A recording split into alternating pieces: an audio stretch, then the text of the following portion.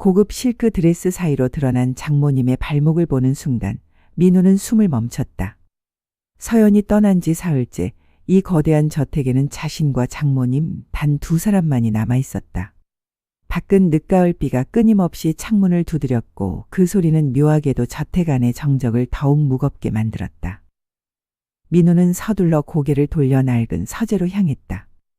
그는 자신이 장모님 배수정에게 억압당하고 무시당하는 기생충처럼 느껴질 때마다 이 서재의 책들 사이로 숨어버리곤 했다. 사업에 실패한 후 장모님 집으로 들어온 지 벌써 1년. 그는 매일 밤 그녀의 침실 쪽에서 들려오는 희미한 클래식 음악 소리에 신경이 곤두섰다. 권력과 우아함으로 무장된 그녀는 민우에게 극복할 수 없는 벽이었다. 민우는 위스키를 따라 마시며 얼마 전 우연히 들었던 장모님의 통화 내용을 떠올렸다. 네, 서연이 출장은 예정대로 한 달 이상 진행될 겁니다. 걱정 마십시오. 그 내용은 딸을 향한 엄마의 염려라기보다는 치밀하게 짜인 계획의 최종 확인처럼 들렸다. 그때는 대수롭지 않게 여겼지만 오늘 밤 비가 내리자 모든 것이 달리 느껴졌다. 어둠 속 민우는 무너진 자존심과 금지된 욕망이 뒤섞여 끓어오르는 것을 느꼈다. 서재의 문이 닫혀 있었음에도 불구하고 민우는 뒤에서 누군가 자신을 지켜보는 듯한 섬뜩한 촉감에 천천히 뒤를 돌아보았다. 민우가 뒤를 돌아보자 아무도 없었다. 서재 입구에는 낡은 자개장만이 묵묵히 서 있을 뿐이었다. 하지만 민우는 방금 전에 그 숨막히는 시선이 단순한 착각이 아님을 직감했다. 장모님, 수정은 이 저택의 모든 공간을 자신의 눈처럼 사용했고 민우는 그녀의 보이지 않는 통제 아래 놓여 있었다. 그는 다시 위스키 잔을 들었지만 더 이상 술이 넘어가지 않았다. 대신 젖은 교복 속 그녀의 향기처럼 오래전 외도 상대였던 젊은 여자의 잔상이 떠올랐다. 그 관계가 발각된 후 수정이 자신을 벌레 보듯 경멸하는 시선이 민우의 자존심을 짓밟았다. 내 딸을 내 더러운 손으로 만졌구나. 그때의 수정의 목소리가 귀에서 맴돌았다. 하지만 이제 서연은 없고 수정만이 남았다. 민우는 문득 수정의 방으로 향하는 복도를 바라보았다. 그녀는 언제나 몸매가 드러나는 실크 잠옷을 입고 복도를 지나다녔다. 그 우아하고 고고한 모습은 넘볼 수 없는 권력 그 자체였다. 민우는 어쩌면 그녀와의 관계야말로 자신이 이 집에서 무너진 자존심을 되찾을 유일한 방법일지도 모른다는 위험한 생각에 사로잡혔다. 마치 금지된 열매를 따려는 듯 그는 서서히 몸을 일으켰다. 복도는 어둠에 잠겨 있었지만 저택 복도 끝에 있는 장모님의 방에서 흘러나오는 은은한 향수 냄새가 민우의 후각을 자극했다. 수정이 사용하는 백합 향이었다. 민우는 발소리를 죽이고 복도를 따라 걷기 시작했다. 그녀의 영역으로 들어가는 것은 마치 독이 든 성배를 마시는 것과 같았다. 하지만 그의 몸은 이미 통제 불능이었다. 문 앞에 섰을 때 그는 문득 숨을 멈췄다. 문틈 사이로 희미하게 새어나오는 불빛 아래 수정의 그림자가 보였다. 그림자는 길고 우아했으며 아주 천천히 침실을 가로지르고 있었다. 그녀의 움직임에서 남편에게서 억압당한 채 쌓여온 고독과 갈증이 민우에게 느껴지는 듯했다. 민우는 자신이 그녀에게 경멸당하는 사위가 아닌 그녀의 고독을 채워줄 남자가 될 수 있다는 착각에 빠졌다. 민우는 떨리는 손으로 문고리를 잡았다. 문고리의 차가운 금속 감촉이 손바닥 전체에 전해졌다. 노크를 해야 할까? 아니, 그녀의 치밀한 계획 속에 자신이 초대되었다면 노크는 불필요할 것이다. 복수는 비밀스럽고 자극적인 행동으로 시작되어야 했다. 민우는 조심스럽게 문을 열었다. 문이 열리는 얇은 마찰음은 이 적막한 저택에서 천둥 소리만큼이나 크게 들렸다. 문이 조용히 열리고 민우는 숨을 죽인 채 안으로 들어섰다.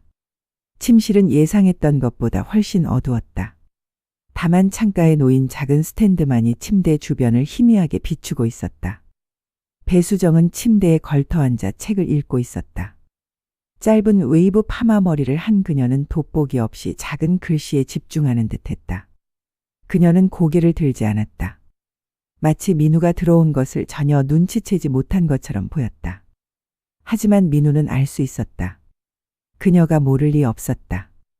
이 저택의 모든 것을 통제하는 그녀가 한밤중에 사위가 침실 문을 열고 들어오는 것을 모를 리 만무했다. 이것은 초대였다. 침묵 속의 은밀한 거래의 시작이었다. 민우는 숨이 막혔다. 그녀가 입고 있는 것은 가슴 라인이 깊게 파인 아이보리색 실크 잠옷이었다. 잠옷의 얇은 천이 스탠드 불빛을 받아 그녀의 몸매를 환상적으로 비추었다. 그녀의 긴 목선과 우아한 쇄골이 민우의 시선을 붙잡았다. 민우는 자신이 처음 외도를 시작했을 때 느꼈던 숨막히는 긴장감보다 지금 이 순간에 금지된 유혹이 훨씬 더 강렬함을 느꼈다. 그는 더 이상 이성적으로 생각할 수 없었다. 침실 안에는 욕조한 숨죽인 신음이 터지기 직전에 분위기가 감돌았다. 민우는 그녀에게 다가갔다. 발소리가 카펫에 흡수되어 전혀 들리지 않았지만 침대에 걸터 앉아 있던 수정은 그때서야 아주 느릿하게 고개를 들었다. 그녀의 날카로우면서도 깊은 외로움을 숨긴 눈매가 민우와 마주쳤다. 그녀의 눈빛에는 놀라움도 분노도 없었다. 오직 예정된 운명을 마주한 듯한 무심함과 기묘한 기대감만이 서려 있었다. 수정은 천천히 읽고 있던 책을 덮었다. 민우야. 그녀의 목소리는 한밤중에 정적을 깨고 울려 퍼졌다. 차분했지만 낮게 깔린 그 목소리는 민우의 귓가에 허락처럼 들렸다. 민우는 그녀에게서 한 발짝 더 다가섰다. 그는 그녀의 우아한 쇄골에 시선을 고정한 채 떨리는 목소리로 속삭였다. 장모님, 제가 너무 외로워서. 수정은 아무 말 없이 침대 옆 테이블에 놓인 위스키 잔을 손가락으로 가볍게 톡톡 두드렸다. 그녀의 눈빛은 민우의 무너진 자존심과 금지된 욕망을 꿰뚫어 보는 듯했다. 내 아내는 한 달 후에 돌아온단다. 그녀의 말은 경고였지만 동시에 한 달이라는 유예 기간을 주는 계약의 제시였다. 민우는 더 이상 망설일 수 없었다. 그는 수정의 손이 닿았던 위스키 잔을 집어들었다. 그의 손이 그녀의 손가락 끝에 아주 잠깐 스쳤다. 그때 수정의 숨소리가 미묘하게 달라졌다. 민우는 위스키 잔을 든 채 수정의 침대 옆에 섰다. 그의 그림자가 그녀의 몸 위로 길게 드리워졌다. 수정은 천천히 고개를 뒤로 젖히며 민우를 올려다보았다. 짧은 웨이브 파마 머리 아래 드러난 그녀의 목선은 긴장과 유혹을 동시에 품고 있었다. 술은 서재에서 마시지. 그녀의 목소리는 여전히 차분했지만 눈빛에는 기다림이 있었다. 민우는 위스키 잔을 테이블에 내려놓고 떨리는 손으로 수정에게 손을 뻗었다. 장모님, 그의 손가락이 그녀의 우아한 쇄골 위에 닿았을 때 수정은 숨을 들이마셨다. 그 순간 민우는 자신이 경멸당하는 사위가 아닌 금기를 깬 남자가 되었음을 느꼈다. 무너진 자존심이 짜릿한 쾌감으로 채워지는 순간이었다. 수정은 손을 들어 민우의 뺨을 아주 부드럽게 감쌌다. 내 딸이 알면 너는 모든 것을 잃게 될 거야. 그녀의 말은 경고였지만 그 부드러운 손길은 노골적인 초대였다. 민우는 더 이상 이성을 붙잡을 수 없었다. 그는 그녀의 얼굴을 감싸 안고 숨막히는 입맞춤을 시도했다. 그녀의 백합 향과 위스키 냄새가 뒤섞여 이 금지된 밤의 향을 만들었다. 입술이 닿자 수정의 몸이 잠시 굳는 듯했으나 곧 그녀는 민우의 머리칼을 움켜쥐었다. 강력한 통제력을 가진 여인이 스스로 통제를 놓는 순간이었다. 민우는 그녀의 짧은 웨이브 파마 머리 속으로 손을 깊숙이 넣었다. 60대 여성의 농익은 향기가 민우의 코끝을 자극했다. 그는 그녀의 아이보리색 실크 잠옷끈을 더듬었다. 얇은 실크가 손끝에서 미끄러졌다. 잠옷이 어깨에서 흘러내리자 스탠드 불빛 아래 수정의 몸이 드러났다. 민우는 숨을 멈췄다. 그녀는 나이에 비해 놀라울 정도로 완벽한 몸매를 유지하고 있었다. 그 모습은 민우가 이전에 알던 우아한 상류층 사모님이 아니었다. 남편에게 억압당하며 숨겨왔던 순수한 여자였다. 민우는 그녀의 몸에 입술을 파묻었다. 아, 수정에게서 숨죽인 신음이 새어나왔다. 신음은 클래식 음악처럼 낮고 우아했지만 격렬한 욕망을 담고 있었다. 민우는 그녀의 잠옷을 완전히 벗겨냈다. 차가운 실크가 침대 바닥으로 떨어지는 소리가 들렸다. 그의 손은 이제 그녀의 허리를 감쌌고 엉덩이 쪽으로 내려가 그녀의 몸을 침대 쪽으로 더욱 밀착시켰다. 그녀는 눈을 감은 채 더 이상 거부하지 않았다. 민우는 그녀의 다리 사이로 몸을 밀착시켰다. 수정은 고고한 자태를 무너뜨린 채 침대에 완전히 누워 있었다. 민우는 그녀의 허벅지 안쪽에 손을 넣었다. 장모님, 정말 괜찮으신 겁니까? 그는 마지막 이성의 끈을 잡으려 했지만 이미 그녀의 촉촉해진 몸은 모든 이성을 무력화시켰다. 수정은 아무 대답 없이 민우의 목을 끌어당겼다. 그리고 그의 귀에 뜨거운 숨결을 내쉬며 속삭였다. 내 아내가 너의 그 나약함을 보고 얼마나 실망했을까. 그녀의 말은 경멸이었지만 그 경멸은 민우에게 가장 강렬한 자극제가 되었다. 민우는 자신이 진짜 남자임을 그녀에게 증명하고 싶었다. 민우는 더 이상 망설이지 않고 팬티 속으로 손을 넣었다. 그녀의 속옷 안은 이미 뜨거운 물로 가득 차 있었다. 물이 흘러내리는 축축한 감촉이 민우의 손에 생생하게 느껴졌다. 이 금지된 촉감에 민우의 숨소리가 거칠어졌다. 수정은 눈을 감은 채 고개를 옆으로 돌려 숨막히는 신음을 토해냈다. 그녀의 입에서 나온 거기 더 안쪽까지 넣어줘 라는 속삭임은 민우를 완전히 욕망의 짐승으로 만들었다. 으아, 장모님, 민우의 신음과 수정의 숨막히는 신음이 저택 침실을 가득 메웠다. 수정은 이제 자신의 몸을 민우에게 완전히 내맡겼다. 그녀는 민우의 등과 어깨를 강하게 긁어내렸다. 권위와 자존심의 껍질이 벗겨지고 한 명의 여자로서의 갈증만이 그녀의 몸을 지배했다. 민우는 그녀의 젖은 속옷을 거칠게 벗겨 던졌다. 민우의 힘과 격렬함은 수정에게 오랜 억압으로부터의 해방감을 안겨주었다. 그녀의 몸은 남편에게서는 절대 느낄 수 없었던 진정한 쾌락을 갈망했다. 민우는 수정의 몸 위에서 자신이 이 저택의 주인이 된 것 같은 착각에 빠졌다. 그는 그녀의 우아한 파마 머리를 거칠게 잡아당겼다. 더 세게 해봐. 내 안에 있는 짐승을 보여줘. 수정은 숨막히는 속삭임으로 그를 부추겼다. 첫 번째 정사가 끝났을 때 두 사람은 땀과 흥분으로 범벅이 되어 침대에 쓰러졌다. 창밖의 빗소리만이 두 사람의 거친 숨소리를 덮었다. 민우는 죄책감 대신 승리감을 느꼈다.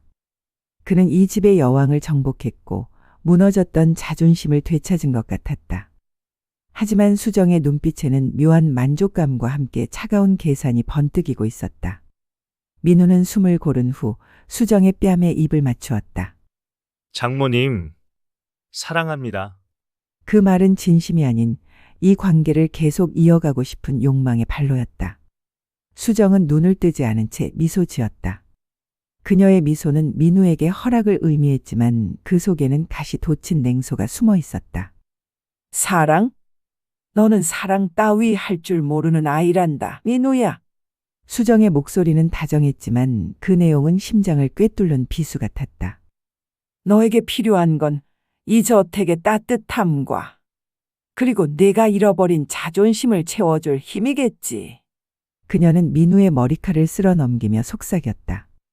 내 딸 서연은 내 외도를 용서했지만 나는 달라. 나는 너에게 더 많은 것을 요구할 거야. 민우는 수정의 말에 섬뜩함을 느꼈지만 동시에 더 큰 욕심이 생겼다. 그는 이 관계를 이용해 장모의 재산에 한 걸음 더 다가갈 수 있다고 확신했다. 이 금지된 밤은 이제 재산을 향한 계약이 되었다. 수정은 민우의 욕심과 나약함을 정확히 꿰뚫고 있었다. 그녀는 민우의 외도 사실을 알고도 딸의 출장을 계획했던 자신의 복수극이 순조롭게 진행되고 있음을 확인하며 만족감을 느꼈다. 그날 밤 이후 배수정과 강민우 사이에는 은밀한 침묵의 계약이 맺어졌다. 낮에는 서로를 경멸하는 듯한 시선으로 대했지만 밤이 되면 모든 것이 달라졌다. 민우는 이제 서재가 아닌 장모님의 침실에서 밤을 보내는 것이 일상이 되었다. 수정은 민우에게 고액의 용돈을 주며 그를 재정적으로 통제하기 시작했다. 민우는 돈의 달콤함과 무너진 자존심을 되찾는 착각 속에서 그녀의 요구를 기꺼이 받아들였다. 수정은 민우에게 자신의 욕망을 노골적으로 드러내기 시작했다. 그녀는 민우에게 거기 더 안쪽까지 넣어줘. 와 같은 노골적인 속삭임을 서슴지 않았다. 그녀는 민우의 젊음과 힘을 통해 남편에게 억압당했던 삶에 대한 보상을 받는 듯했다. 어느 날 아침, 민우는 거실에서 서연과 수정이 함께 찍은 사진을 보았다. 단정하게 묶은 긴 생머리를 한 서연의 순진한 미소가 민우의 가슴을 찔렀다. 하지만 그 죄책감은 수정에게서 받은 수표의 액수를 떠올리는 순간 희미해졌다.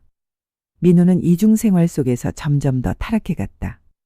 그는 이제 이 금지된 관계를 통해 이 저택의 주인이 될 수 있다는 야망을 키우기 시작했다. 수정은 민우에게 과거의 상처를 조금씩 흘려주기 시작했다. 그녀는 남편이 외도를 일삼았고 자신은 그저 저택의 우아한 장식품에 불과했다고 털어놓았다. 나는 평생 여자로서 인정받아 본 적이 없었어. 내 아비는 날 단순한 아이 낳는 도구로 여겼지. 그녀의 짧은 웨이브 파마 머리 아래 눈빛에는 깊은 분노와 고독이 서려 있었다. 민우는 그녀의 상처에 공감하는 척했지만 속으로는 그녀의 재산 상속에 대한 정보를 캐내려 했다. 그는 수정에게 사랑이라는 단어를 반복적으로 사용했다. 장모님은 저에게 유일한 안식처이자 사랑입니다. 수정은 그 말을 들을 때마다 묘한 냉소를 띠었다. 그녀는 이미 민우의 탐욕을 꿰뚫고 있었다. 어느 날 밤, 수정은 민우에게 비밀 금고의 위치를 알려주었다. 금고 안에는 남편의 유언장과 함께 서연에게 분리할 수 있는 충격적인 문서가 들어있었다.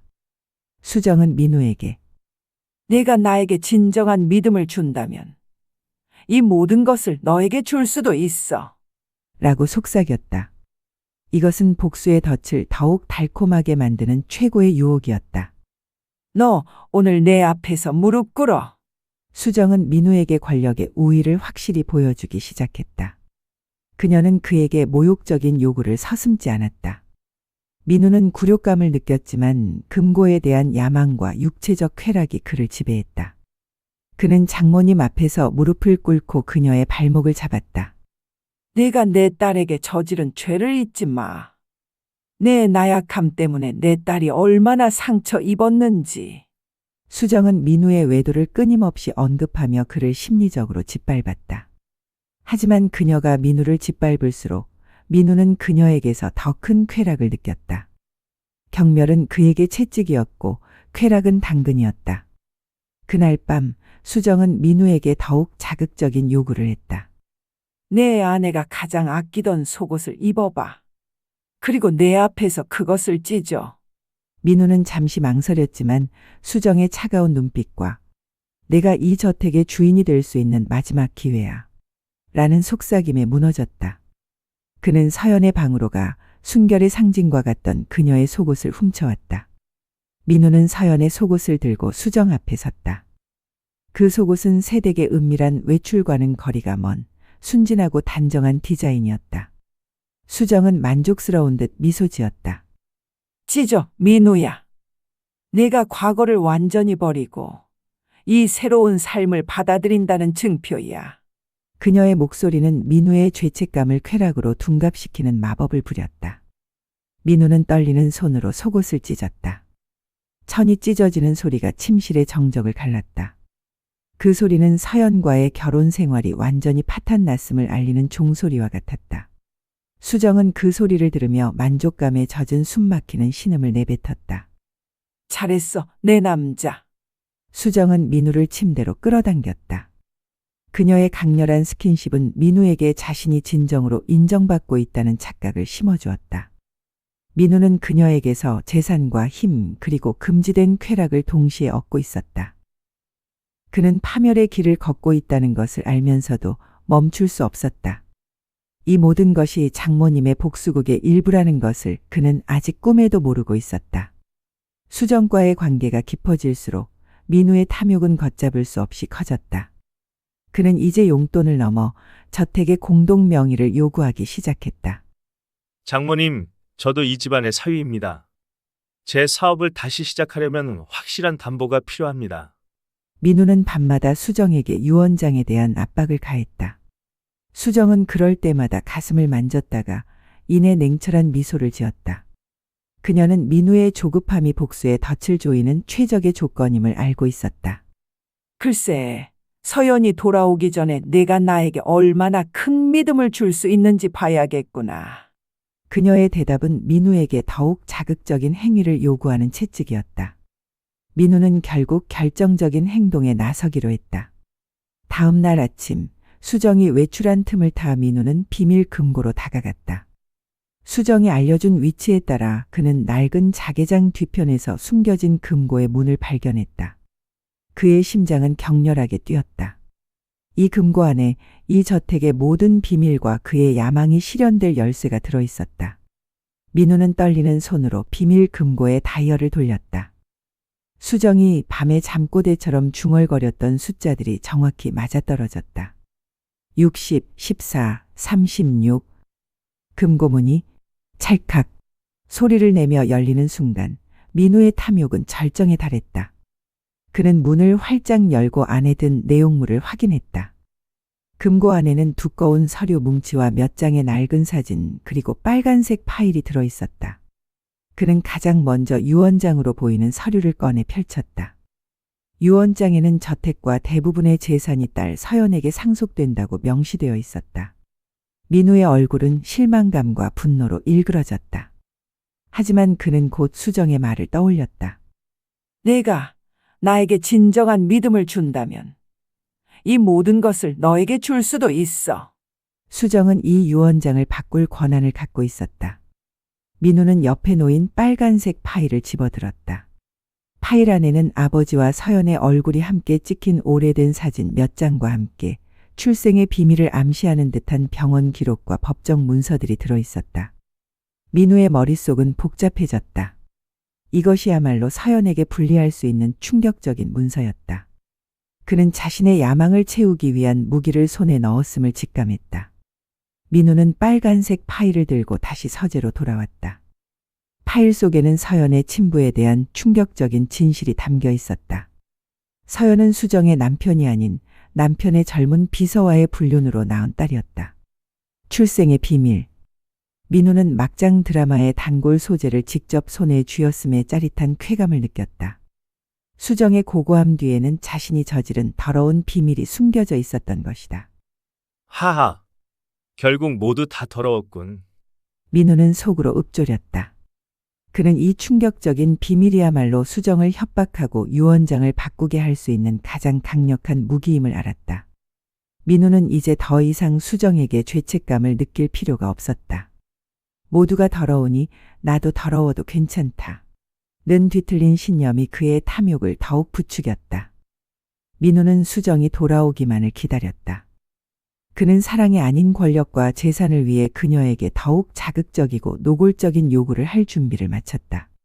서연의 출생의 비밀은 민우에게 자존심을 되찾아주는 위스키와 같았다.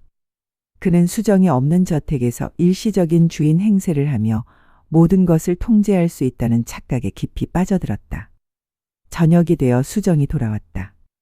그녀는 아무 일도 없었다는 듯 우아한 드레스 차림으로 거실에 들어섰다. 민우는 일부러 침묵했다. 수정은 민우의 변화된 눈빛을 한눈에 읽어냈다. 탐욕이 자신감으로 바뀐 눈빛. 그녀는 자신이 깔아놓은 덫에 민우가 완벽하게 걸려들었음을 확인하며 속으로 미소 지었다. 서재에서 뭘 했니, 민우야? 혹시 내 오래된 물건들을 뒤적였니? 수정은 차분하게 물었지만 그 목소리에는 날카로운 비수가 숨겨져 있었다. 민우는 더 이상 숨기지 않았다. 그는 수정에게 다가가 그녀의 귓가에 속삭였다. 장모님, 서연이 아버지가 누구인지 저는 이제 알고 있습니다. 수정의 얼굴에서 순간적으로 핏기가 가셨다. 그녀의 짧은 파마머리 아래 날카로운 눈매가 흔들렸다. 이것은 민우가 기대했던 유일한 반응이었다. 수정은 민우의 손을 강하게 뿌리치고 계단 쪽으로 물러섰다. 내가 지금 무슨 말을 하는지 모르겠구나. 당장 내 방으로 돌아가. 그녀는 마지막으로 권위를 사용하려 했지만 이미 권력의 판도는 뒤집힌 상태였다. 장모님, 저는 이제 유언장을 바꿔야겠습니다. 민우는 정복자처럼 수정에게 요구했다. 서연에게 불리한 이 비밀이 세상에 알려진다면 장모님의 모든 것, 명예까지 무너질 겁니다. 그의 목소리는 낮고 단호했다. 그는 권력이 금지된 쾌락보다 훨씬 더 달콤하다는 것을 깨달았다. 수정은 천천히 계단을 올라 민우를 내려다보았다. 그녀의 눈빛은 분노에서 차가운 체념으로 바뀌는 듯했다. 네가 나에게 원하는 것이 겨우 재산과 이 저택의 공동 명의뿐이냐? 그녀는 민우의 천박한 욕망을 조롱했다. 그것을 얻기 위해 너는 내 아내까지 배신할 셈이구나. 배신이 아닙니다. 저는 장모님을 사랑합니다. 그리고 장모님은 저를 필요로 하시지 않습니까? 민우는 거짓사랑을 내세워 그녀를 압박했다. 수정은 한숨을 쉬며 알겠다. 내가 내 요구를 들어주마. 대신 그녀는 잠시 말을 멈추고 민우에게 더욱 노골적인 눈빛을 보냈다. 오늘 밤 내가 나를 얼마나 만족시킬 수 있는지 보자꾸나.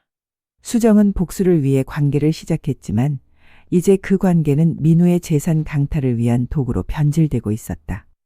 그날 밤 수정의 침실에서는 이전보다 더욱 격렬하고 자극적인 신음이 새어나왔다. 민우는 수정이 요구하는 모든 노골적인 행위를 서슴지 않았다. 그는 자신의 정력이 재산을 얻는 유일한 무기라고 착각했다. 민우는 수정의 팬티 속으로 손을 넣으며 거기 더 안쪽까지 넣어줘. 라고 속삭였고 민우는 이 경멸 섞인 유혹에 완전히 넘어갔다. 민우는 자신이 이 저택의 여왕을 정복하고 재산 상속의 판을 뒤집었다고 확신하며 쾌락 속에서 승리감을 만끽했다. 그러나 새벽녘 민우가 잠든 틈을 타 수정은 침대에서 조용히 일어났다. 그녀는 실크 가운을 걸치고 창가에 섰다. 창밖의 어둠 속에서 그녀의 날카로운 눈매에는 차가운 만족감이 감돌았다. 민우는 자신이 쥔 비밀이 승리의 열쇠라고 믿지만 수정은 이미 그가 금고를 열고 문서를 보리라는 것을 알고 있었다. 그의 탐욕이 그녀의 복수국에 완벽하게 이용되고 있었던 것이다. 이제 내가 모든 것을 잃을 차례야. 민우야. 수정은 조용히 읊조리며 차가운 미소를 지었다. 민우가 유언장 변경에 대한 압박을 가하기 시작하자 수정은 새로운 인물을 등장시켰다. 젊고 유능한 변호사 출신의 개인 비서 윤 실장이었다. 윤 실장은 수정의 모든 재산 관리를 맡았으며 민우는 이 새로운 방해꾼의 등장에 불안감을 느꼈다. 윤 실장은 수정 옆에 그림자처럼 붙어 민우의 접근을 차단했다.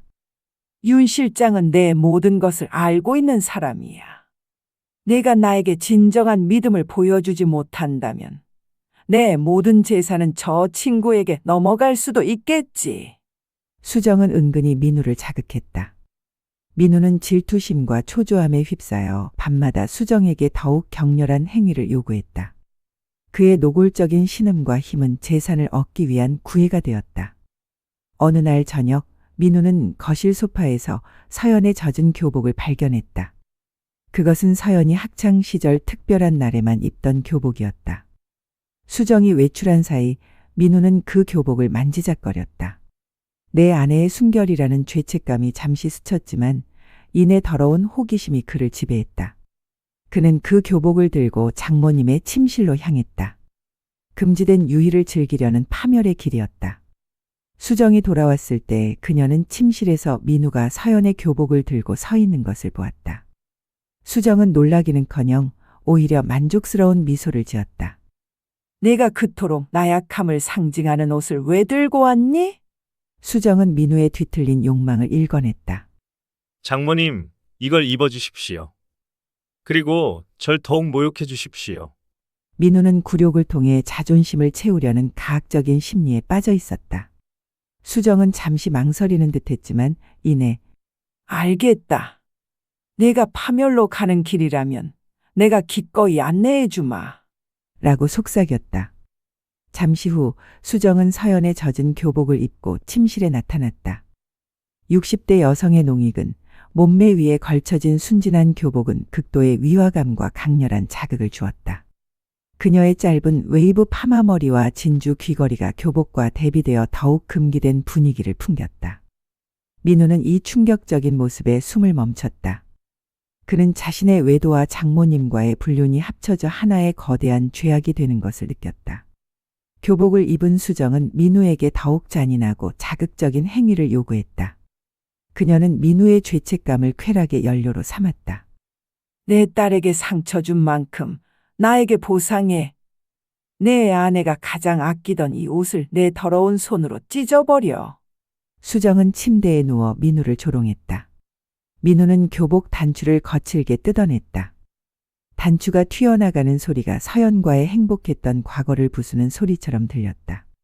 젖은 교복 속 그녀의 향기가 아닌 농익은 여인의 짙은 향이 민우의 후각을 지배했다.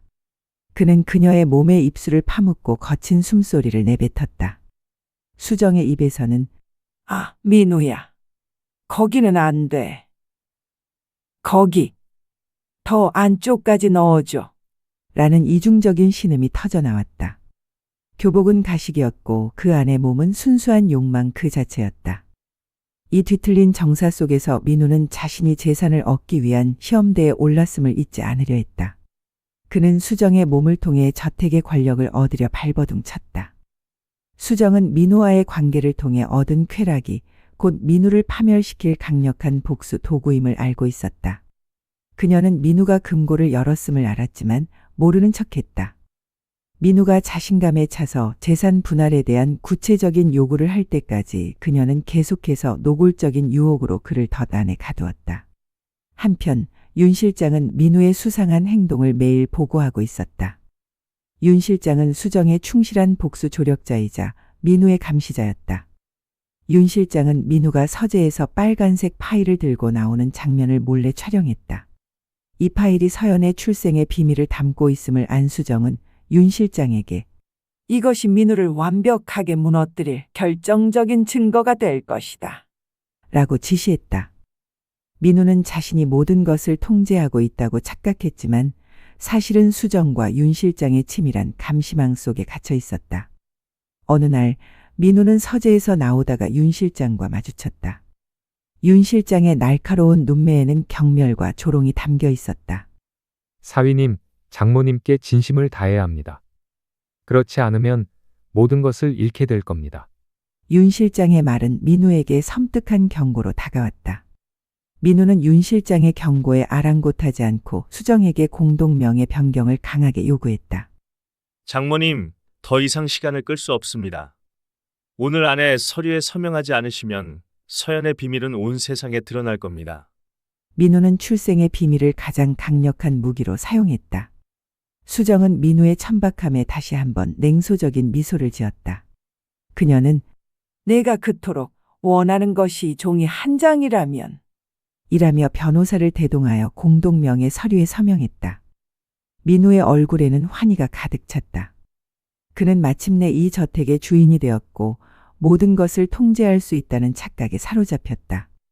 서명이 끝난 후 수정은 민우에게 위스키 한 잔을 권했다. 축하한다, 민우야. 이제 너도 이 집의 주인이 되었으니. 민우는 승리감에 취해 위스키를 단숨에 들이켰다. 수정은 따뜻한 미소를 지었지만 그녀의 손목에는 남편이 보내준 비서와의 은밀한 거래를 상징하는 듯한 낡은 은팔찌가 빛나고 있었다. 그 순간 민우는 심한 어지럼증을 느꼈다. 민우는 자신이 마신 위스키에 약물이 들어있음을 알아차렸다. 그의 몸은 통제불능이 되었고 시야가 흐려졌다. 수정은 민우의 몸이 무너지는 것을 차가운 눈빛으로 지켜보았다. 내가 그토록 권했던 재산이다. 이제 그 대가를 치를 시간이야. 수정은 짧은 웨이브 파마 머리를 쓸어 올리며 민우에게 다가섰다. 장모님, 왜? 민우는 마지막 힘을 쥐어짜 물었지만 그의 목소리는 갈라져 나왔다. 수정은 그의 귀에 대고 숨막히는 속삭임을 내뱉었다. 내 외도 때문에 내 딸이 얼마나 고통받았는지 이제 네가 직접 경험해봐야지. 내가 가졌던 모든 것을 잃는 고통을. 그녀는 민우의 무너진 자존심을 다시 한번 짓밟았다. 수정은 민우의 팬티 속으로 손을 넣었다. 그의 몸은 약물 때문에 뜻대로 움직이지 않았지만 성적인 흥분은 오히려 극대화되었다. 아, 거기. 더 안쪽까지 넣어줘요. 수정은 민우의 신음을 따라하며 그를 조롱했다. 그녀는 민우의 나약함을 조롱하며 그를 완벽한 복수의 도구로 만들고 있었다. 수정은 쓰러진 민우를 침실로 끌고 갔다. 그녀는 이미 모든 것을 치밀하게 계획하고 있었다. 침실 구석에는 윤 실장이 설치해둔 4K 비디오 카메라가 두 사람의 모습을 담고 있었다. 수정은 민우에게 더욱 굴욕적인 포즈와 자극적인 행위를 요구했다. 그녀의 목표는 민우가 공동 명의를 얻기 위해 자신과 부적절한 관계를 맺었음을 영구적으로 기록하는 것이었다. 민우는 약물 때문에 저항할 수 없었지만 그의 몸은 금지된 쾌락에 반응하고 있었다. 신음이 새어나온 그 밤의 기록은 이제 민우의 파멸을 위한 결정적인 증거가 되었다. 수정은 민우에게 사랑한다고 말해. 이 모든 것이 나를 향한 너의 진심 어린 사랑이었다고 기록해야지. 라고 강요했다. 민우는 희미한 정신 속에서 사랑. 장모님, 사랑합니다. 라고 힘없이 중얼거렸다. 수정은 이 굴욕적인 고백까지 카메라에 담아내며 복수의 완벽함에 만족했다. 내가 재산을 위해 내 아내와 나를 모두 이용했다는 증거 잘 간직해 두마. 민우는 약기운이 가시고 나서야 자신이 얼마나 큰 덫에 걸려들었는지 깨달았다. 그는 수정에게 비디오 파일을 삭제해달라며 애원했지만 수정은 단호했다. 내가 나에게 거짓된 사랑과 협박으로 얻으려 했던 모든 것의 대가란다. 수정은 더 이상 민우에게 육체적인 유혹을 하지 않았다. 그녀의 차가운 경멸만이 민우를 짓눌렀다. 윤 실장은 민우에게 최종 통보를 했다. 사위님, 아가씨가 예정보다 일찍 귀국합니다. 이틀 뒤입니다. 민우의 심장은 공포로 얼어붙었다. 그는 서연이 돌아오기 전에 비디오 파일과 출생의 비밀 파일을 모두 회수해야만 했다. 시간이 없었다. 민우는 자신을 파멸로 이끌 동거인이었던 수정에게 애걸복걸했다. 장모님, 제발 서연에게만은 알리지 말아 주십시오. 저를 용서해 주십시오. 수정은 차가운 미소를 지었다. 용서? 내가 내 딸에게 준 상처를 어떻게 용서할 수 있겠니? 이제부터 복수는 내 몫이다. 그녀의 눈빛은 복수의 최종 단계가 시작되었음을 알리고 있었다. 서연의 귀국이 이틀 앞으로 다가왔다. 민우에게 남은 시간은 단 48시간이었다. 그는 빨간색 파일과 비디오 파일을 모두 없애야만 했다. 민우는 필사적으로 윤 실장에게 접근했다. 고에게 현금을 제시하며 협상을 시도했지만 윤 실장은 단칼에 거절했다. 장모님을 배신하는 순간 사위님은 더 큰 것을 잃게 될 겁니다. 민우는 최후의 수단으로 출생의 비밀 파일을 숨겨두었던 서재로 향했다. 그는 파일을 꺼내 벽난로에 던져 넣었다. 종이가 불타오르는 소리는 민우의 죄책감을 태워 없애는 소리처럼 들렸다. 충격적인 출생의 비밀은 이제 재가 되어 사라졌다. 민우는 안도했지만 비디오 파일은 여전히 수정의 손에 있었다. 그날 밤 민우는 다시 한번 수정의 방을 찾았다. 그는 무릎을 꿇고 눈물을 흘리며 제발, 제가 가진 모든 것을 드릴 테니 비디오 파일만 삭제해 주십시오. 라고 애원했다. 수정은 차가운 침대에 누워 민우를 내려다보았다. 그녀의 짧은 파마 머리 아래 차가운 눈빛은 결코 흔들리지 않았다. 늦었어, 민우야. 이미 늦었다. 수정의 목소리는 민우의 애원을 무시했다. 그녀는 내가 그토록 나에게 무릎 꿇고 애원하는 모습 내 아내가 직접 봐야 하지 않겠니? 라고 조롱했다. 수정은 민우의 재산 상속 야망을 완전히 짓밟았다. 그녀의 복수는 재산이 아닌 민우의 모든 것, 즉 명예와 자존심 그리고 가정을 파괴하는 데 맞춰져 있었다. 민우는 수정의 차가운 눈빛에서 더 이상의 가망이 없음을 깨달았다. 그는 파멸이 임박했음을 알았지만 수정에게 복수할 수 있는 어떤 힘도 남아있지 않았다. 그는 저택을 뛰쳐나와 윤 실장을 미행하기로 했다.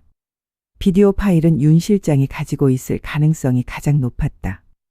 새벽, 민우는 저택 밖에서 윤 실장의 차를 발견했다. 윤 실장은 USB 메모리를 들고 어딘가로 향하고 있었다. 민우는 그것이 복수의 비디오 파일임을 직감했다. 그는 어둠 속에서 윤 실장의 차를 뒤쫓기 시작했다. 서연이 돌아올 때까지 남은 시간은 단 하루. 민호는 새벽의 어둠 속에서 윤 실장의 차를 쫓았다. 윤 실장이 들고 있는 USB 메모리가 민호의 파멸을 담고 있다는 확신이 그를 미치게 했다. 윤 실장은 도심을 벗어나 외곽의 허름한 모텔 앞에 멈춰섰다. 고급 승용차와 모텔의 대비는 묘한 긴장감을 자아냈다. 민호는 차를 세우고 숨죽인 채 윤 실장의 움직임을 살폈다. 윤 실장은 주변을 살피더니 모텔 안으로 빠르게 사라졌다. 민호는 직감적으로 윤 실장이 누군가를 만나 비디오 파일을 넘기려 한다고 생각했다. 수정 장모님이 이 비디오를 누구에게 보내려는 걸까? 서연이에게? 민호는 이성적으로 생각할 수 없었다. 그의 머릿속은 오직 증거 인멸이라는 하나의 목표로 가득 찼다. 그는 차에서 내려 모텔 로비로 잠입했다. 모텔 특유의 곰팡이 냄새와 눅진한 공기가 민호의 코를 찔렀다. 민호는 조심스럽게 계단을 올라 윤 실장이 들어간 방의 문 앞에 섰다. 문틈 사이로 희미한 불빛과 함께 낯선 여자의 웃음소리가 새어나왔다. 민호는 떨리는 손으로 문고리를 잡았다. 문이 열리는 찰나 모텔 방 안에서 예상치 못한 광경이 펼쳐졌다.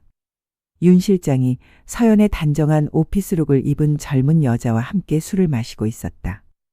여자는 젖은 교복 속 그녀의 향기처럼 민우의 외도 상대였던 여자와 놀랍도록 닮아 있었다. 실장님, 제가 이 오피스룩을 입으면 서연 씨와 정말 비슷해 보이나요? 여자는 웃으며 윤 실장의 넥타이를 잡고 있었다. 민우는 충격으로 숨을 멈췄다. 윤 실장의 배후에 또 다른 누군가가 있다는 직감. 그리고 그가 수정의 복수를 도울 뿐만 아니라 자신의 사적인 욕망까지 채우고 있었다는 사실에 분노했다. 윤 실장은 민우가 문을 열고 들어온 것을 눈치채지 못하고 USB를 테이블 위에 올려둔 채 여자와 진한 입맞춤을 시도했다. 민우는 이것이 비디오 파일을 탈취할 유일한 기회임을 알았다. 그는 조용히 허리춤에 감춰둔 칼을 꺼내 들었다. 금지된 쾌락을 쫓던 밤의 대가는 이제 피로 얼룩진 폭력이 될 차례였다. 민호는 이성을 잃었다. 그는 윤 실장에게 달려들었다. 내 이중 생활까지 알고 있는 줄 알았어? 이 위선자 새끼. 윤 실장은 민호의 공격에 놀라 여자를 밀쳐내고 몸을 피했다. 하지만 민호의 칼은 이미 윤 실장의 팔을 깊게 베고 지나갔다. 윤 실장은 비명을 질렀고 테이블 위로 핏방울이 튀었다. 여자는 공포에 질려 방 구석으로 달아났고 민호는 테이블 위 USB 메모리를 집어들었다. 윤 실장은 피 흘리는 팔을 붙잡고 민호에게 소리쳤다. 내가 가진 건 복수 비디오가 아니야. 사모님이 널 파멸시키려고 다른 것을 넣으셨다고. 하지만 민호는 그의 말을 들을 여유가 없었다. 그는 자신의 파멸을 막았다는 승리감에 취해 피가 묻은 USB를 주머니에 넣고 모텔을 뛰쳐나왔다. 민호는 차를 몰아 저택으로 돌아오는 내내 자신이 영웅이 된 것 같은 착각에 빠졌다. 이제 장모님의 복수는 끝났다. 내가 승리했어. 그는 서재의 컴퓨터로 USB 파일을 확인하려 했다. 서연이 돌아오기 전에 모든 것을 정리해야 했다. 저택으로 돌아온 민우는 숨을 헐떡이며 서재 컴퓨터에 USB를 꽂았다. 그의 심장은 격렬하게 뛰었다. 비디오 파일, 비디오 파일, 비디오 파일. 그는 폴더를 열었지만 안에는 아무것도 없었다. 폴더는 텅 비어 있었다. 민우는 눈을 비비고 다시 확인했지만 결과는 같았다. 이럴 리가 없어. 윤 실장이 거짓말을. 민우는 절망에 빠졌다. 그때 컴퓨터 화면에 수정의 얼굴이 떴다. 흑백 사진 속 짧은 웨이브 파마 머리를 한 수정은 차가운 미소를 짓고 있었다. 그리고 그 아래 민우의 파멸을 선고하는 메시지가 나타났다. 내가 내 딸 서연에게 준 고통은 단순한 비디오 파일로 끝날 수 없지. 내가 윤 실장에게 폭력을 행사하고 USB를 강탈한 장면은 이미 윤 실장의 시계에 녹화되어 나에게 전송되었다. 민우는 자신이 윤 실장의 이중 생활을 엿보려 한 것처럼 수정은 이미 그의 행동까지 모두 예상하고 있었다는 것을 깨달았다. 민우는 자신이 재산과 권력을 얻기 위해 저지른 모든 행위가 수정의 복수극 시나리오의 일부였음을 깨달았다. 그는 침대에 쓰러져 울부짖었다. 화면 속 수정의 메시지가 이어졌다. 내가 병난로에 태운 파일은 가짜였다. 진짜 출생의 비밀 문서는 내가 갖고 있다. 민우의 눈이 크게 뜨였다.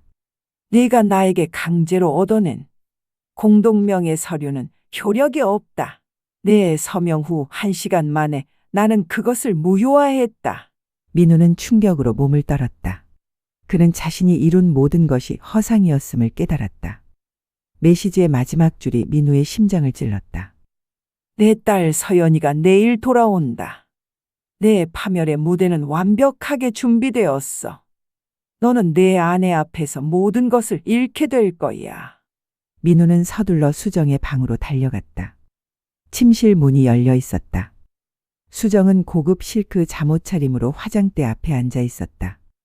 그녀는 짧은 웨이브 파마 머리를 정돈하며 거울 속 민우를 바라보았다. 왔구나, 내 사위. 내 파멸을 코앞에 둔 기분이 어떠니? 민우는 수정의 발치에 무릎을 꿇었다. 장모님, 제가 잘못했습니다. 모든 것을 돌려드리겠습니다. 제발, 서연이에게만은. 수정은 민우의 애원을 냉정하게 외면했다. 내가 너와 관계를 맺은 것은 복수를 위한 도구였을 뿐이야. 나는 내 나약함과 탐욕을 이용해 내 딸에게 상처를 준 너를 완벽하게 무너뜨리려 했지.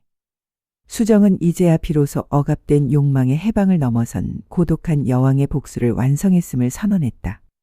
그리고 내가 어젯밤 윤 실장에게 칼을 휘두르는 장면은 살인미수로 기록될 거야. 내가 이 집의 주인이 되려 했던 모든 시도는 이제 너를 감옥으로 보낼 증거가 되었단다. 민우는 온몸에 힘이 빠지는 것을 느꼈다. 그는 모든 것을 잃었다. 재산, 명예, 그리고 아내까지. 금지된 열매를 따려 했던 대가는 너무나 가혹했다. 그는 마지막으로 발악했다.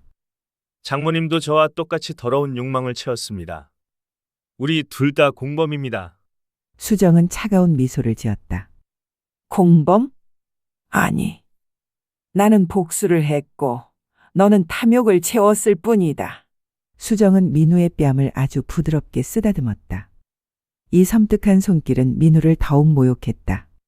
수정은 화장대 서랍을 열어 윤 실장의 시계가 녹화한 살인 미수 동영상이 담긴 진짜 USB를 민우에게 보여주었다. 그리고 이내 그 USB를 다시 서랍 깊숙이 넣었다. 이것은 내가 재산을 얻기 위해 폭력을 행사했다는 완벽한 증거야. 이제 이 집을 나가렴. 내 아내가 돌아오기 전에. 민우는 거부했다. 나가지 않습니다. 서연이에게 모든 것을 말할 겁니다. 그때 저택의 정문이 강하게 두드려지는 소리가 났다. 수정은 미소 지었다. 이미 늦었단다. 민우야. 문을 열고 들어온 것은 경찰이었다. 윤 실장이 이미 상해와 특수폭행으로 민우를 고소했던 것이다. 민우는 절규하며 경찰에게 저항했다. 이건 장모님의 함정입니다. 제가 피해자입니다.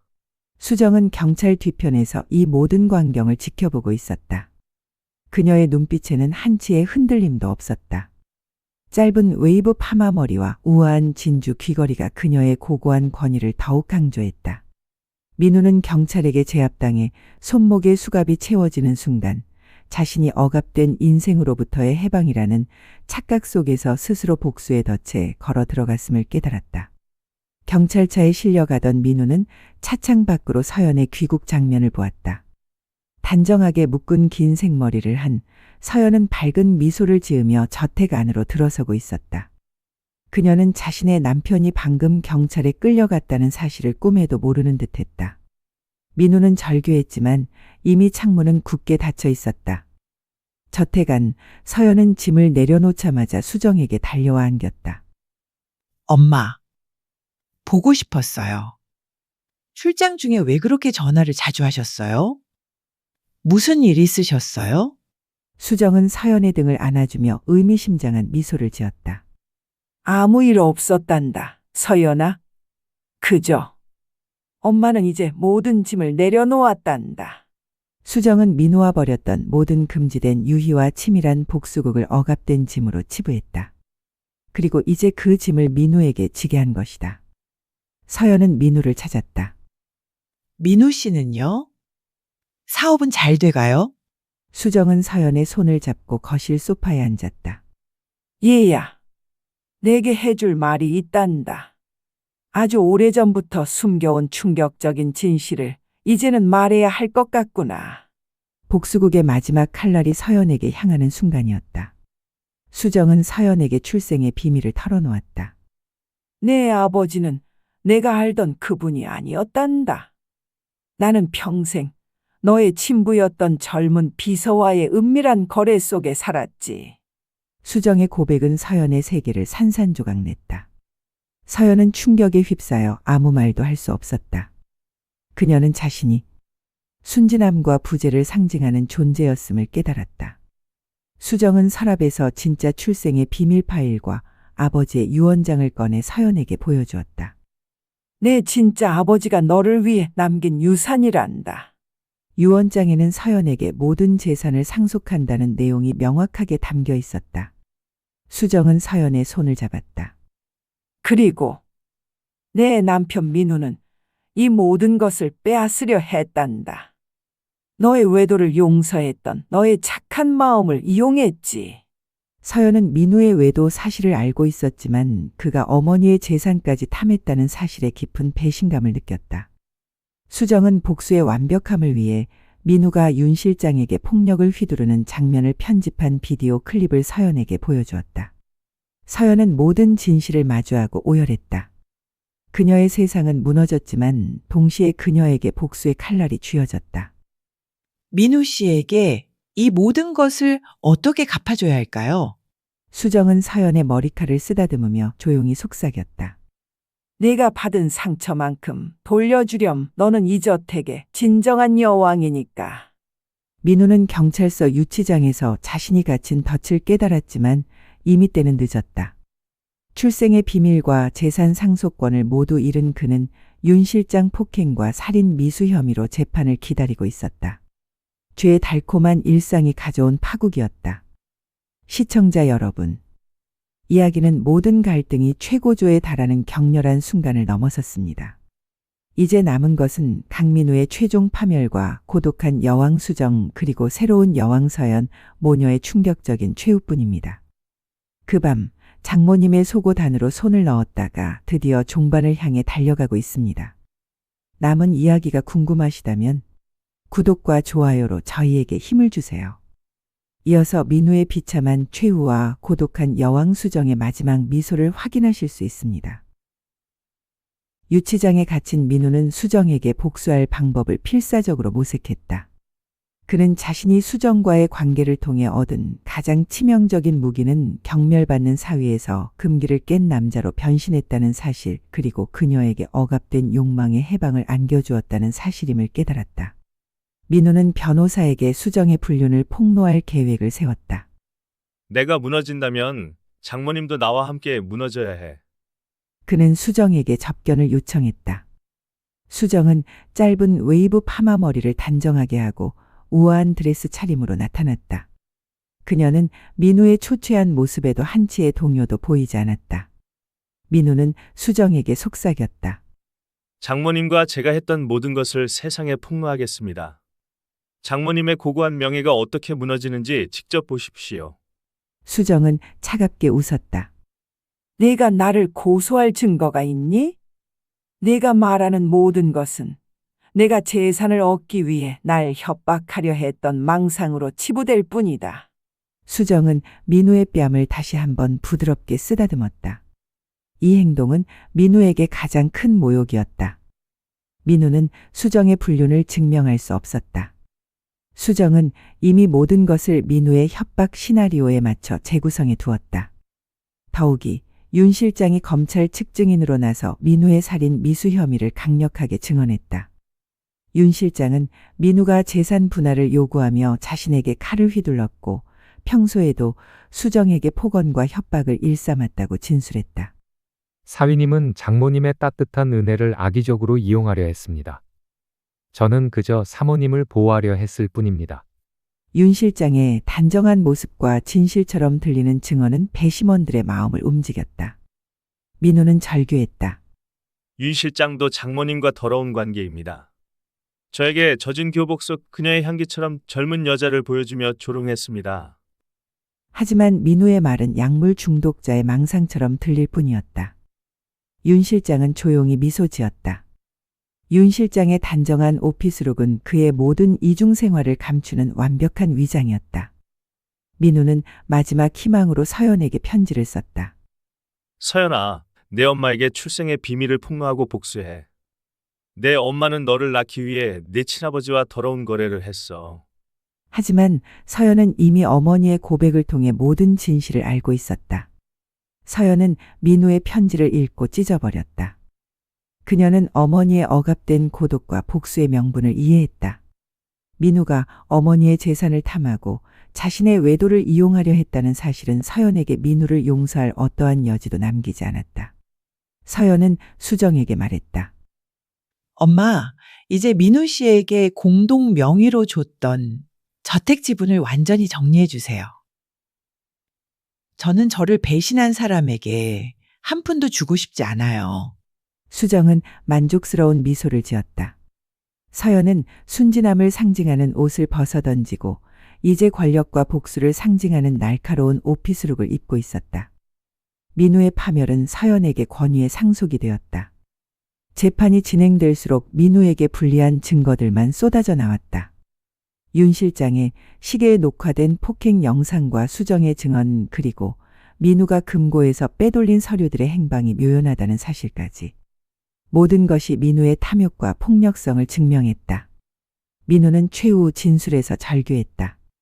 저는 장모님의 복수극에 이용당했을 뿐입니다. 욕조안 숨죽인 신음을 흘리며 저를 유혹했습니다.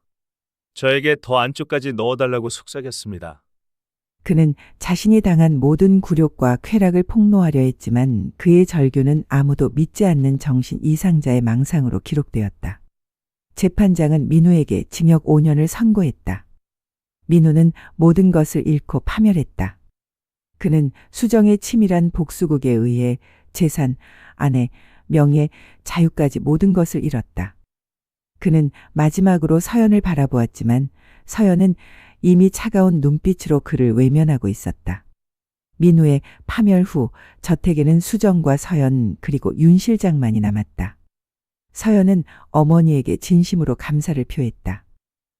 엄마 덕분에 저를 배신한 사람에게 복수하고 제 권리를 되찾았어요. 수정은 모든 것이 끝났지만 그녀의 마음속 고독은 사라지지 않았다. 그녀는 민우와의 관계를 통해 잠시 억압된 욕망을 해방했을 뿐 진정한 사랑이나 안식을 얻지 못했다. 어느 날 밤 수정은 고급 실크 잠옷을 입고 홀로 저택의 응접실에 앉아 와인을 마셨다. 그녀의 눈빛은 날카로우면서도 깊은 외로움을 숨기고 있었다. 그때 윤 실장이 응접실로 들어섰다. 사모님, 모든 것이 정리되었습니다. 이제 걱정하실 일은 없습니다. 윤 실장은 수정의 옆에 앉아 그녀의 손을 잡았다. 윤 실장은 수정에게 남자다운 매력과 능력을 동시에 보여주었다. 수정은 윤 실장의 손길에 잠시 동요하는 듯했다. 남편에게서 느끼지 못했던 남자다운 민우의 매력이 그녀를 유혹했던 것처럼 이제 윤 실장이 그 자리를 대신하고 있었다. 수정은 윤 실장의 손을 뿌리치지 않았다. 윤 실장, 내가 나를 도와준 것에 대한 대가는 평생 보장될 것이다. 윤 실장은 수정의 귀에 속삭였다. 저는 보장만으로는 만족하지 않습니다. 저는 사모님의 외로운 밤을 채워드릴 수 있습니다. 민우처럼 경멸받는 사위가 아닌 사모님과 공동의 목적을 가진 남자로서. 윤 실장의 야망은 민우의 그것보다 훨씬 지능적이었다. 수정은 윤 실장의 손길을 받아들였다. 짧은 웨이브 파마 머리와 우아한 진주 귀걸이가 그의 셔츠에 닿았다. 이것은 복수의 완성이 아닌 또 다른 유혹과 계약의 시작이었다. 수정은 민우의 나약함을 이용했지만 이제 윤 실장의 야망과 힘에 의지해야 했다. 그녀는 고독한 여왕으로 돌아갔지만 그 고독은 영원한 덫이었다. 이날 밤 수정의 침실에서는 또다시 숨막히는 신음이 새어나왔다. 하지만 이 신음은 억압된 욕망의 해방이 아닌 새로운 권력 관계의 시작을 알리는 신음이었다. 며칠 후 서연은 어머니 수정과 윤 실장 사이의 묘한 기류를 감지했다. 윤 실장이 어머니를 대하는 태도에는 단순한 비서 이상의 친밀함이 섞여 있었다. 서연은 민우가 폭로하려 했던 어머니의 불륜과 숨겨진 욕망을 떠올렸다. 서연은 침실에 들어가 어머니의 서랍을 뒤졌다. 그곳에서 서연은 아버지의 낡은 은팔찌를 발견했다. 이 팔찌는 서연의 친부가 수정에게 준 것이었으며 민우가 서명했던 공동명의 서류의 무효화 문서와 함께 보관되어 있었다. 서연은 충격에 휩싸였다. 어머니가 민우에게 복수했지만 그 복수의 이면에는 어머니의 또 다른 이중생활과 욕망이 숨겨져 있었던 것이다. 서연은 어머니가 민우에게 약물을 먹이고 굴욕적인 비디오를 찍었다는 사실을 알면서도 그를 파멸시킨 어머니의 이중성에 깊은 혼란을 느꼈다. 서연은 민우를 감옥으로 보낸 것이 과연 정의였는지 아니면 어머니의 또 다른 복수에 이용당한 것이었는지 의심하기 시작했다. 서연은 윤 실장을 호출했다. 윤 실장님, 어머니와 무슨 관계이시죠? 윤 실장은 당황하지 않고 단정하게 대답했다. 저는 사모님의 충실한 비서입니다. 사모님의 재산을 지키는 것이 제 임무입니다. 서연은 윤 실장의 낯선 여자와의 모텔 사진을 내밀었다. 민우가 윤 실장의 차를 미행할 때 찍어두었던 증거 사진이었다. 윤 실장의 얼굴은 창백해졌다. 서연은 말했다. 민우 씨가 폭력적인 것은 알지만 윤 실장님도 어머니에게 무언가를 숨기고 계시는군요. 제가 민우 씨에게 했던 것처럼 저도 윤 실장님께 똑같이 해드릴 수 있습니다. 서연은 어머니 수정에게 받은 권력을 윤 실장에게 휘두르기 시작했다. 고독한 여왕의 복수극이 새로운 복수극을 낳은 것이다. 서연은 윤 실장에게 어머니와의 모든 관계를 정리하고 저택을 떠나라고 명령했다. 그녀는 어머니의 영원한 고독을 지키려 했다. 윤 실장은 서연에게 복수할 방법을 모색했다. 그는 수정의 권위와 힘을 이용하려 했지만 수정은 이미 윤 실장을 또 하나의 욕망의 도구로 치부한 뒤였다. 윤 실장은 수정의 컴퓨터에서 민우에게 했던 것처럼 굴욕적인 비디오를 촬영해 서연에게 복수할 계획을 세웠다. 윤 실장은 수정에게 와인을 권했다. 사모님, 오늘 밤은 긴장이 풀릴 와인을 한 잔 하셔야 합니다. 수정은 와인을 마셨지만 윤 실장의 탐욕이 공존하는 눈빛을 일궈냈다. 수정은 이미 민우의 배신을 겪은 후 그 어떤 남자도 믿지 않았다. 수정은 와인을 마신 후 윤 실장에게 속삭였다. 네가 나에게 약물을 먹이려 한다는 것을 알고 있다. 내 아비에게서 배운 것이지. 수정은 자신이 이미 와인에 더 강력한 해독제를 섞어 마셨음을 밝히며 윤 실장의 계획을 비웃었다.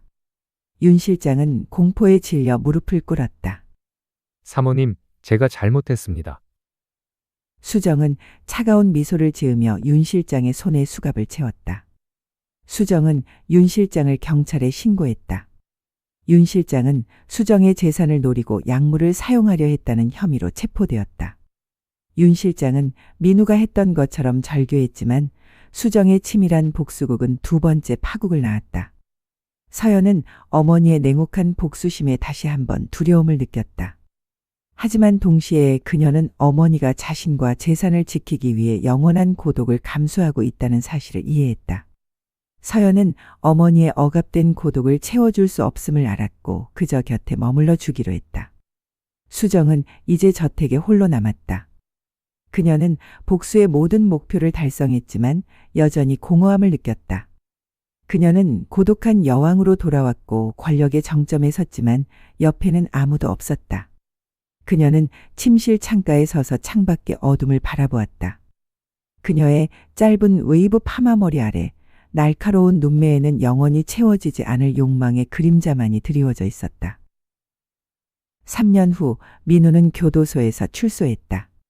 그는 재산도 명예도 아내도 모든 것을 잃은 파멸한 남자였다. 그의 약간 풀린 듯한 갈색 헤어스타일은 더 이상 야망이 아닌 절망만이 남아 있었다. 그는 저택 근처의 낡은 여인숙에 머물며 수정과 서연 모녀를 지켜보고 있었다. 그는 수정의 치밀한 복수와 윤 실장의 파멸을 들었지만 여전히 그 모든 것이 수정의 거짓말이라는 망상에 사로잡혀 있었다. 민우는 복수를 결심했다.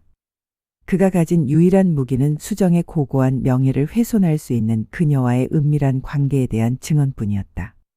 민우는 저택 앞에서 서성이는 서연을 발견했다. 서연은 단정하게 묶은 긴 생머리를 한 채 예전보다 더 차가운 눈빛을 하고 있었다. 민우는 서연에게 다가섰다.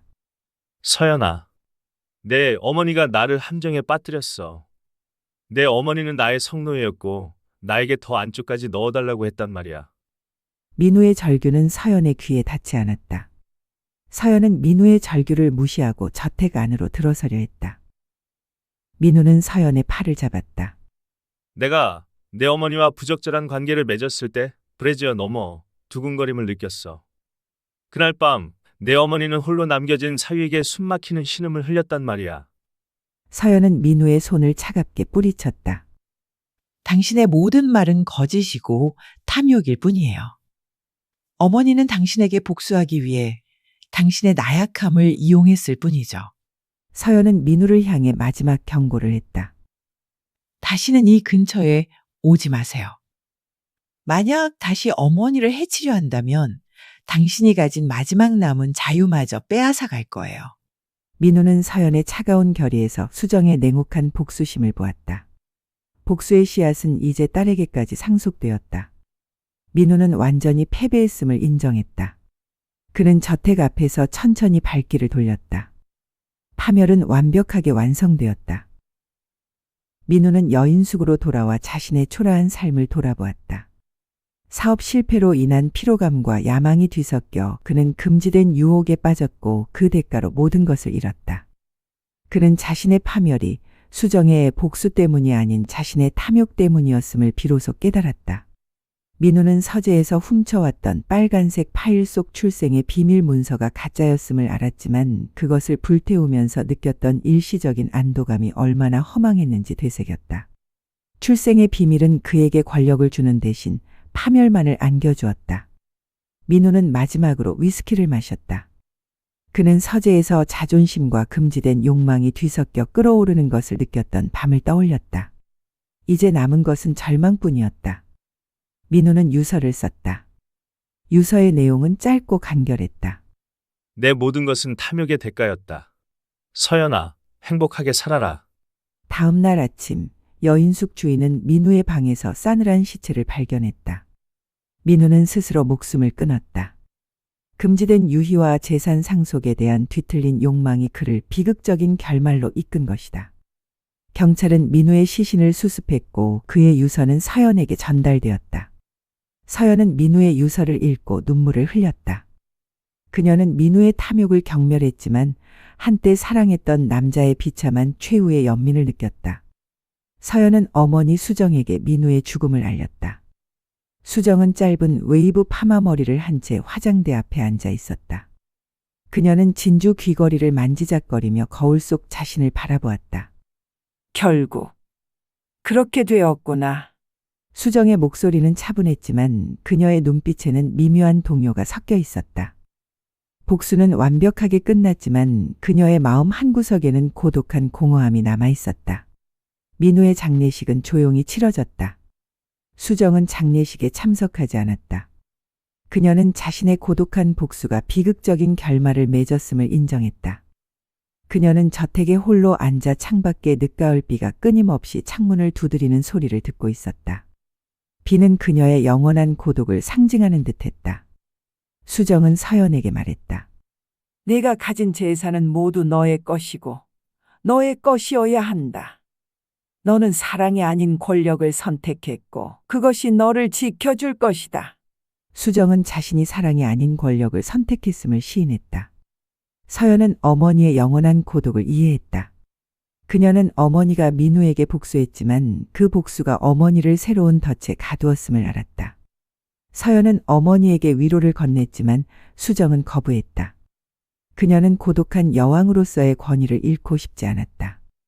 민우의 죽음 후 서연은 저택의 새로운 여왕이 되었다. 그녀는 단정하게 묶은 긴 생머리를 했지만 그 눈빛에는 어머니에게서 물려받은 냉혹한 결의가 담겨 있었다. 서연은 어머니처럼 재산 상속과 권력을 지키려 했다. 어느 날 저녁, 서연은 낡은 은팔찌를 착용하고 외출 준비를 했다. 이 팔찌는 그녀의 친부가 어머니에게 주었고 어머니는 이 팔찌를 통해 또 다른 은밀한 거래를 시작했었다. 서연은 이 팔찌를 통해 어머니의 이중 생활을 모방하려 했다. 서연은 화려한 드레스를 입고 어머니의 옛 남자였던 친부의 비서에게 연락했다. 그녀는 고독한 여왕으로서 영원한 권력을 지키기 위해 어머니가 걸었던 위험한 길을 걷기 시작했다. 그녀는 새댁의 은밀한 외출을 시작한 것이다. 복수의 덫은 이제 대물림되었다. 서연은 어머니 수정에게 자신만의 방식으로 고독을 채우려 한다는 것을 알렸다. 수정은 딸의 이중 생활에 반대하지 않았다. 그녀는 딸이 권력을 지키기 위해 자신과 똑같은 길을 걷고 있음을 이해했다. 수정은 서연에게 금지된 유희를 위한 최고급 실크 잠옷을 선물했다. 서연은 어머니의 영원한 고독을 보았다. 그녀는 어머니처럼 사랑을 믿지 않았다. 서연은 권력과 재산만이 자신을 지켜줄 수 있다는 것을 깨달았다. 서연은 어머니에게 사랑이 아닌 권력을 맹세했다. 고독한 여왕 수정과 새로운 여왕 서연의 이중 생활은 저택에 영원한 권력과 영원한 공허함을 가져왔다. 두 여성은 사랑을 잃었지만 권력을 얻었고 그 권력은 그들을 영원한 고독의 덫에 가두었다. 수정은 침실에서 홀로 잠자리에 들었다. 그녀는 몸매가 드러나는 고급 실크 잠옷을 입고 진주 귀걸이를 한 채 눈을 감았다. 그녀는 남편에게 억압당했던 삶과 민호와의 은밀한 관계 그리고 치밀한 복수극을 모두 꿈꾸었다.